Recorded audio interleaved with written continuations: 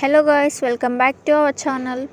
ఈరోజు మన interesting topic వచ్చేసి ఏంటంటే WhatsApp DP screen shot.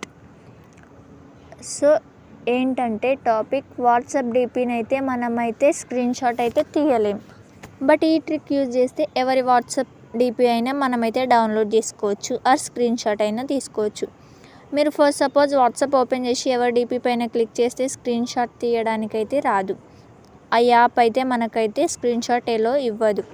So అలా కాకుండా మరి ఏ ట్రిక్ యూజ్ చేసి వాట్సాప్ డీపీ డౌన్లోడ్ చేయాలో చెప్తాను. వీడియో అయితే స్కిప్ చేయకుండా చూడండి అండ్ మీ ఫ్రెండ్స్కి కూడా షేర్ చేయండి. ముందుగా మీరైతే గూగుల్ అయితే ఓపెన్ చేసుకోండి.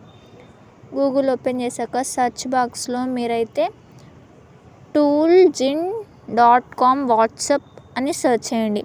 సెర్చ్ చేసి క్లిక్ చేసుకోండి. నేను ఆల్రెడీ టైప్ చేసి పెట్టాను. సో toolzin.com వాట్సాప్ అని సెర్చ్ చేస్తే మనకు ఫస్ట్ అయితే వచ్చేస్తుంది. దానిపై క్లిక్ చేసుకోండి.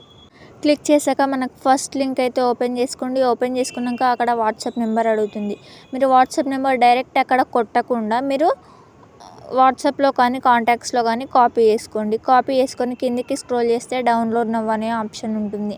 సో ఆ గ్రీన్ కలర్ పైన క్లిక్ చేయండి. క్లిక్ చేస్తే మీకు ఆ వాట్సాప్ డీపీ అయితే క్లియర్గా మీకు చూపిస్తున్నాను కదా, అలా అయితే డౌన్లోడ్ అయిపోతుంది. అండ్ గ్రీన్ కలర్లో సేవ్ డీపీ అని అయితే ఉంది కదా, అది క్లిక్ చేస్తే మన గ్యాలరీకి అయితే ఆటోమేటిక్గా సెండ్ అవుతుంది. చూడండి, ఫైల్ అయితే ఓపెన్ చేసి చూపిస్తున్నాను.